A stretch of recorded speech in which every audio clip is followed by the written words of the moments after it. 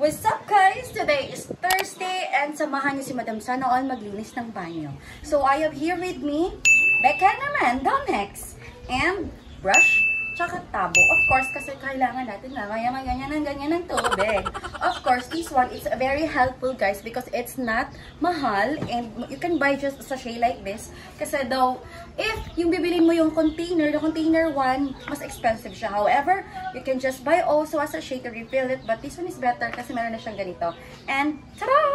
So, this isn't punishment guys. I didn't consider it as a punishment kasi kailangan din nating maglinis sa bahay. Kahit saan, diba, right? Because we are the one who are using this thing. Basta yun na yun. And the reason I am using this one, kasi it's for you na hindi ka mahirapan maglinis. Kasi isang patak lang nito, hindi ka na masyadong magbobongga-bongga ng brush, guys. So, nilinis ko na ito last week and hindi na natin siya paabutin ng isang buwan para maglinis ulit, para hindi tayo mahirapan kasi sobrang matagal matanggal ang mga dumi, guys. So, mga germs and, yeah, char. So, nag-wonder kayo ba't ganito suot ko? Siyempre, mababasa ako later para diretso ligo na. And also, if things like this, dyan, sa Anidoro, di ba may mga, mga dumi na hindi na natin maabot? At yung brush ko kasi, hindi yung mahaba, ganito lang kasi. So, hindi ko na yan siya maaabot. At ang ginagawa ko ay nilalagyan ko lang ng ganito, spread it out, tapos nawawala na siya later on, mga minutes after. Ganun. Wow! So, una natin gawin, of course, make it wet. Make it wet. Make it wet. Siyempre, para hindi direct tayo sa dumi. Direct sa dumi! Medyo arte din kasi ako guys, kaya dapat nakabasa talaga yan. And where's the small basin? I need a small basin. Kasi sayang yung Domex. Ayan. Dito sa small basin na to, you just need to put a small amount of water before nyo i-add on itong Domex. Kasi sayang naman kung diretso mauubos lang siya. So, napadami. But it's fine. Kung ikakatulong lang din naman kalinisan ng banyo, why not? Coconut. Pabulain lang siya, guys. So, talaga hindi tayo magkasya kasi maliit yung banyo namin. Oh my God, bawal akong magbuhat kasi ako sa binat. Tapos, nakikita nyo, dapat isang brush lang meron kayo para sa banyo at iba din sa pangdamit. Huwag nyo yan ipag-share because, yeah, I can't imagine.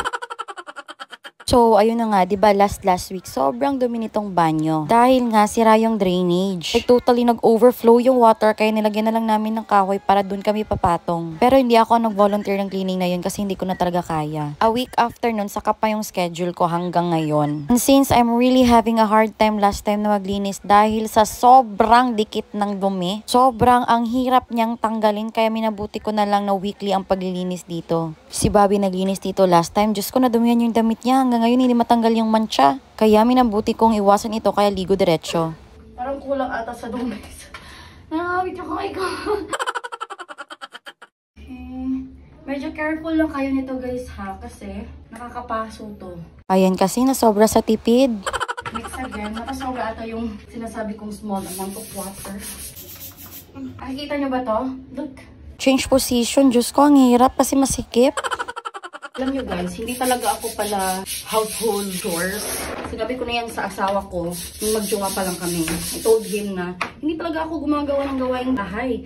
And every month, once in a blue moon, as in like once in a blue moon. Sabi niya, hindi problema yan, hindi naman ikaw ang gagawa sa mga gawaing bahay. Hindi maghahanap tayo ng gagawa sa gawaing bahay. Wow! Yun, tinanggap na niya. Ayoko lang pag nakita akong gumagawa sa gawaing bahay na tinutukso ka na, wow, himala, naglinis. Kasi mawawala ako sa mood. Like, really as in. One, dati, mas expose ito sa kulay orange. Dahil sa sabon na ginagamit namin na Kyrgyzstan, nagkaka-stain siya. Kailangan mo siya i-brush talaga. Umabot ako ng gabi nun kasi hanggang dito sa labas ng pintuan, may mga mangitim-ngitim, kulay green. Hindi lang Zonrox ang gamit ko na nagdagdag pa ako ng chlorine. So, tip ko lang sa inyo, meron nga pala kaming chlorine. This is no longer a Zonrox, wala na siyang pangalan. Kasi, naubos na siya and mas mura kasi yung chlorine. Tutunaw mo lang siya sa water and it only cost piso ata sa isang sachet. Medyo dapat gumamit ka nito. Masakit siya sa ilong. So, way better na mag-poop na kayo or maligo na kayo bago kayo maglinis. Kasi para iwas ang chemical na maamoy mo, diba?